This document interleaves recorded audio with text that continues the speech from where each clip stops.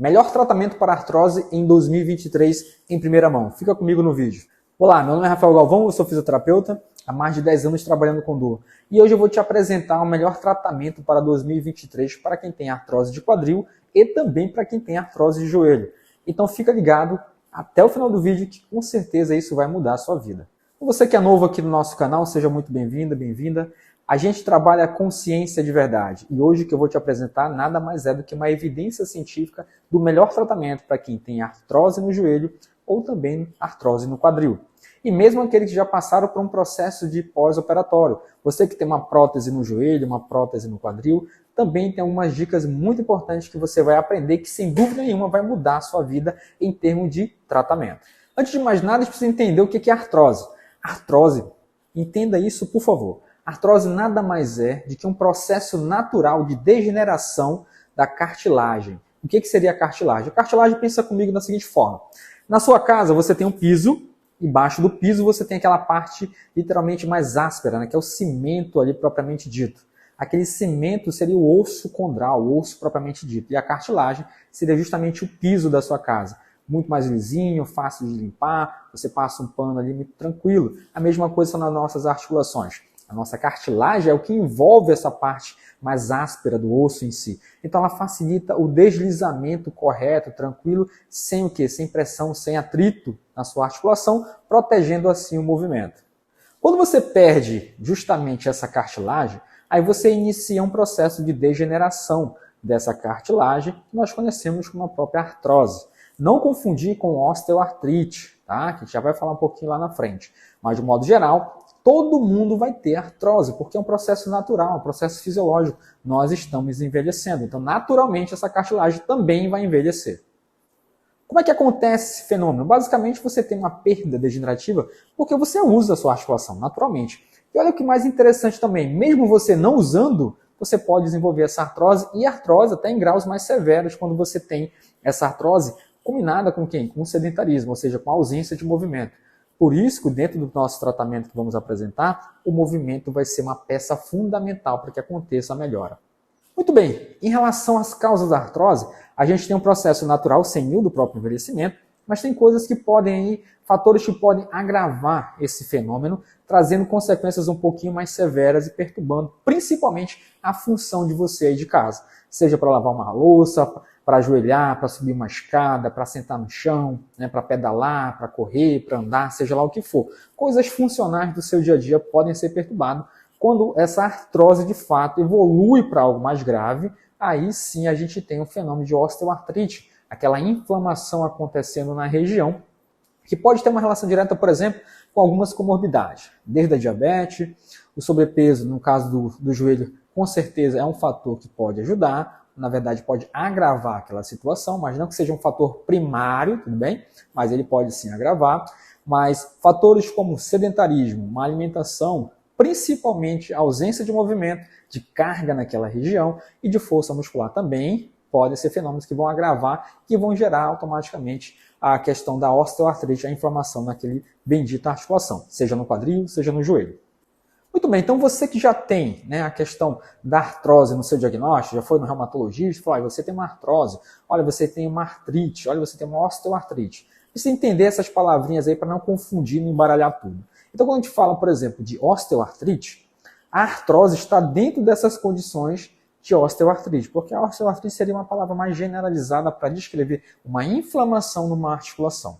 Então a artrose é um processo natural, vai ter o desgaste, você vai perder sua cartilagem e aí também pode inflamar. Inflamando, você tem um fenômeno de osteoartrite, ou seja, uma inflamação da articulação. Então a artrose está dentro desse conceito de osteoartrite, tudo bem? Só que a artrose em si, não necessariamente que você tenha um desgaste, ela seria a causa das suas dores, tá? Isso é um ponto importante a se observar. Ah, eu tenho artrose, tenho desgaste da minha cartilagem.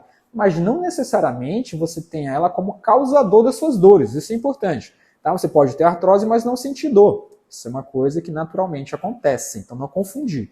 Quando você tem, às vezes, algumas dores, você pode ter uma relação direta com o desequilíbrio muscular, uma falta de força muscular, né? Você perdeu massa muscular, por exemplo, na sua coxa, que é um dos músculos que precisam ser literalmente trabalhados dentro do processo de tratamento. Você pode ter ali também, por exemplo, uma questão de uma inflamação criada metabolicamente, sua diabetes, certo? Algumas infecções autoimunes. Então isso pode gerar também dor na questão das suas articulações. Muito bem, então você, minha amiga dona de casa, você, meu amigo que gosta, né, de dar sua caminhada, fazer sua corrida, ir para sua musculação, natação, seja lá o que for. A questão da artrose não é uma coisa que você precisa se preocupar, mas merece uma atenção, principalmente se você está tratando essa condição hoje. Porque o tratamento conservador é sim um tratamento de primeira linha para quem tem artrose. Você não precisa pensar em cirurgia logo. A gente precisa analisar a sua condição clínica. Como é que se encontra a sua articulação, né? Qual o grau que você tem a nível de artrose nessa articulação que merece sim uma maior ou menor atenção em termos de um pensar futuro sobre a questão de uma cirurgia. E aí sim a gente vai encaixando essas peças para entender se há uma necessidade desse nosso paciente evoluir, por exemplo, uma artroplasia total de quadril ou do joelho. Ou seja, você retira aquela parte do osso que foi literalmente desgaste, né? E você vai lá e põe uma prótesezinha total naquela articulação e vida que segue tranquilamente. Muito bem, em questão de um estudo, né, a gente tem ali um guideline que nós chamamos, que é o quê? São diretrizes para tratamento de diversas patologias neuromusculares ou neuromusculoesqueléticas, ou seja, patologias que têm a ver com a sua articulação, com o seu músculo, com o seu nervo e etc. Então, dentro desse contexto científico, um dos guidelines apresentado em 2019, 2020, mais ou menos, você tem ali algumas diretrizes para você tratar esse tipo de condição. Então, hoje, de acordo com essas diretrizes, o melhor tratamento, e literalmente isso vai acontecer, está acontecendo, e em 2023 vai ficar muito mais evidente porque muitas pessoas estão evoluindo com sobrepeso, doenças de bases, né? Ou seja, questão da própria, além do aumento do peso, você contribui com a diabetes, hipertensão, alteração do próprio colesterol. Então essas doenças cada vez mais estão presentes. Então, sem dúvida nenhuma, esse tipo de tratamento envolvendo exercício físico vai ser o tratamento, sim, para quem tem artrose ou esse tipo de condição inflamatória da sua articulação. Então, exercício físico hoje é o melhor tratamento para quem tem artrose. Então, você vai ter que sair da inércia, sim, meu amigo, minha amiga dona de casa. Você vai ter que sair, sim, desse papo de ficar sentadinho ou não poder fazer nada ou aquilo. Não, muito pelo contrário. Você vai ter que se movimentar sem dúvida nenhuma. Então, de acordo com esse estudo, o que a gente vai começar a observar em termos de prescrição dessa atividade para o nosso paciente? Primeiramente, respeitar a condição clínica desse nosso paciente. É um paciente que tem uma condição de artrose mais leve, moderada ou grave?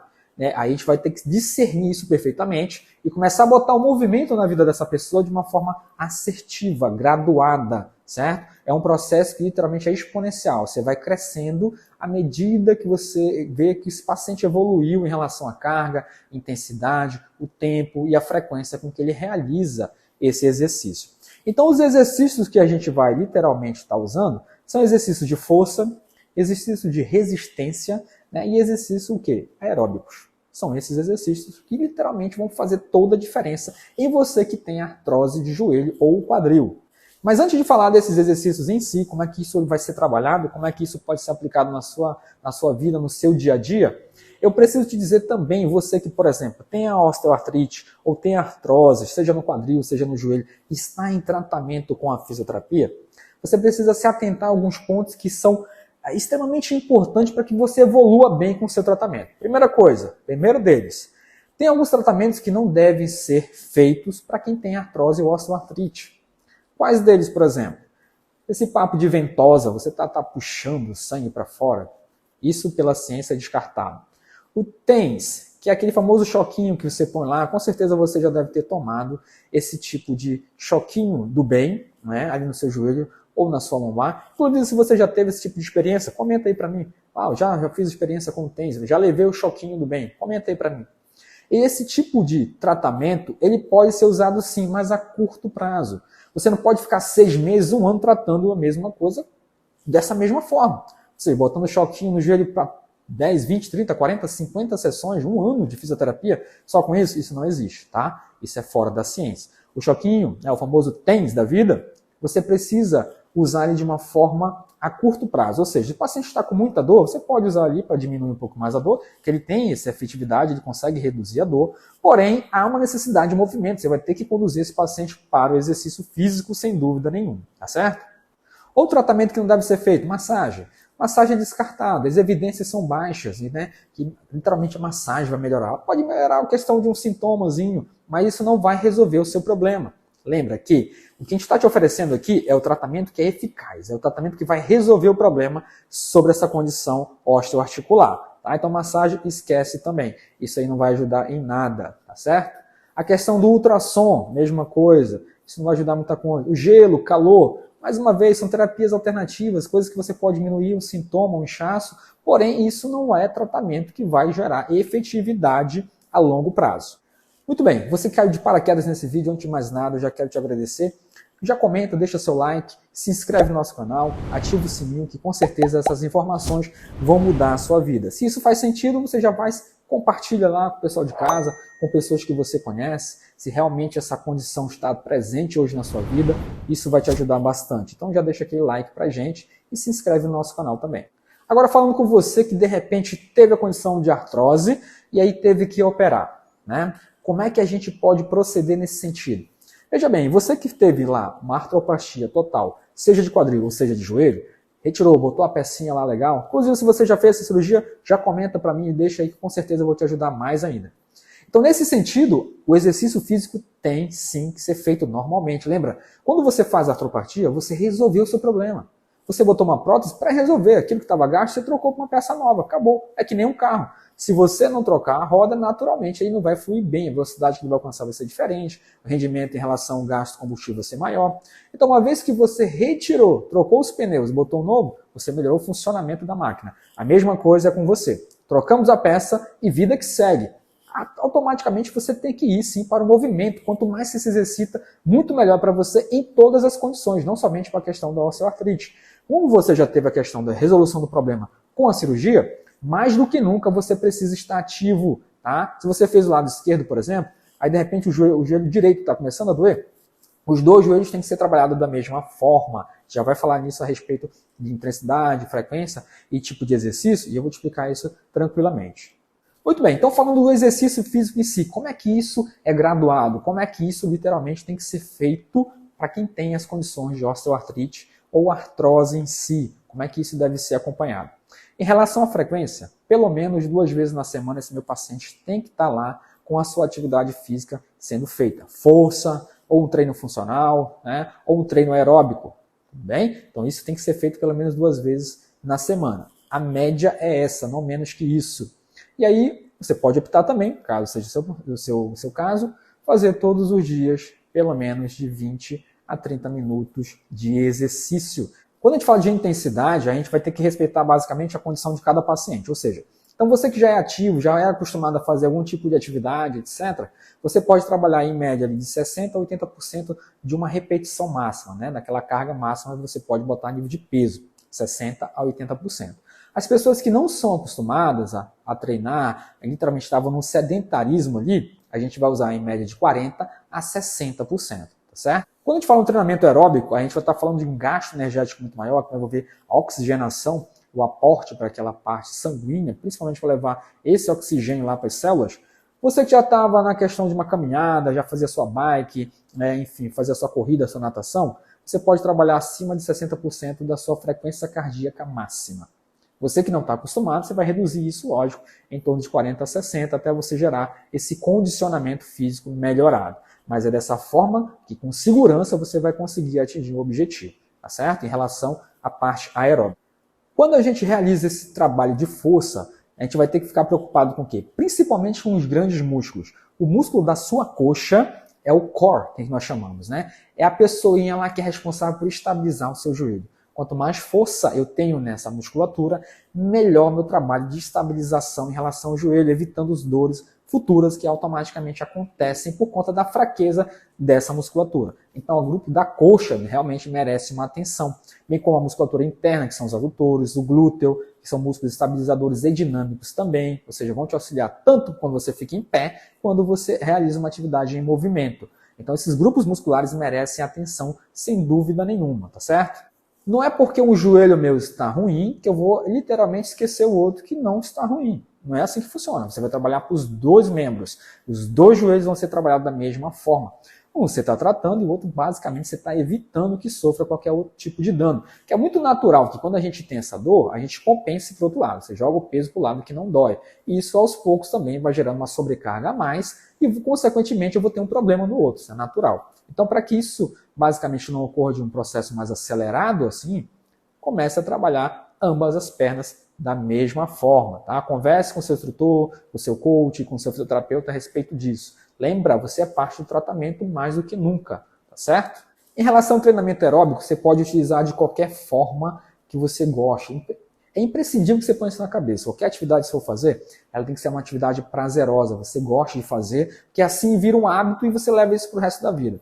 Você pode sim andar de bicicleta, você pode sim caminhar, você pode sim correr, você pode sim nadar. Então esses treinamentos aeróbicos podem ser feitos tranquilamente. Tá? Isso é a ciência que mostra que você pode fazer isso. Lembra, mas quem vai discernir isso melhor do que nunca, além de você e seus sintomas, é o profissional que está te acompanhando. Então falar, olha, na condição que você se encontra, tranquilamente você pode correr, tranquilamente você pode caminhar, tranquilamente você pode andar de bicicleta. Além do treino de força, né, além do treino aeróbico, você pode fazer também treinos dentro da sua própria casa. Elucidando o quê? Principalmente essa rotina. Olha, na minha casa tem muita escada, então a gente vai trabalhar já pensando justamente nesses degraus a mais que você vai ter que subir e descer durante o seu dia a dia. Olha, na minha casa tem uma inclinação, preciso subir uma ladeira para chegar até a minha casa. Olha, na minha casa, de repente eu preciso afastar muitos móveis, porque tem muitos móveis dentro da minha casa. Olha, na minha casa eu preciso levantar e agachar várias vezes, porque tem coisas, enfim. Tudo isso é pensado e trabalhado para que você consiga desenvolver essas tarefas, pensando também na sua condição clínica, no seu processo de tratamento também. Isso é muito importante. Então a gente precisa unir essas informações e conseguir de fato melhorar a sua capacidade de função, se tratando justamente dessa condição que perturba as suas articulações. Então dentro desse processo você precisa entender também que há uma necessidade de se manter ativo.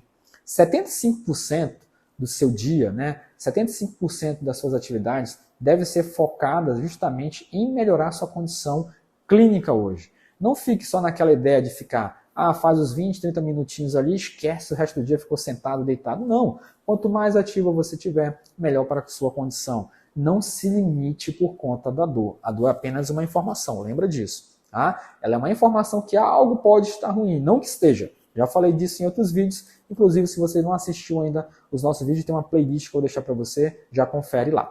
Em relação a tempo de tratamento, 8 a 12 semanas é a média que você tem que literalmente ter para uma resposta em relação ao seu tratamento. Então não se perturbe em querer fazer as coisas para ontem. Isso tem que acontecer agora. Não, calma. Você teve agora recentemente a questão do Neymar que se lesionou, ele fazia fisioterapia de manhã, de tarde, de noite, de madrugada, direto, para poder acelerar esse processo de reparo. Então não é uma vez na semana, ou 15 minutinhos de choquinho, ou uma ventosa ali, que vai resolver o seu problema, tá certo? Então a gente precisa ser literalmente racional nesse sentido, entender que há um processo de cura, mas eu preciso preparar esse terreno biológico seu para que isso aconteça da melhor forma possível. Então nesse período de 8 a 12 semanas, é isso que a gente está fazendo. Preparando esse terreno biológico para que haja melhora, e com certeza há sim uma melhora. Tá? Não é toda que a evidência vem mostrar isso pra gente, a ciência vem mostrar isso pra gente. Muito bem, antes de encerrar esse vídeo, eu quero te agradecer mais uma vez pela sua presença aqui comigo, a sua atenção mais uma vez, e de fato, o exercício físico é sim o tratamento efetivo e que isso vai perdurar de 2023 em diante. A gente tem hoje condições clínicas, de fato, que vão se somando, e lá na frente você vai ter os prejuízos, né? Então, a ausência de movimento, a questão da má alimentação, o sono, o estresse, a ansiedade, tudo isso são doenças presentes hoje no nosso contexto e que, de fato, tem um impacto futuro muito grande. Então, você que já sofre com essas condições, muito cuidado com isso, né? Se atente, tente realmente conseguir se manter mais estável possível. Busque ambientes que vão favorecer a sua qualidade de vida. Renuncie, diga não. E antes de mais nada, sempre tenha em mente em buscar informações que a ciência pode de fato te ajudar. E é para isso que eu estou aqui, tá certo? Então, desde já, meu muito obrigado e a gente se vê no próximo vídeo.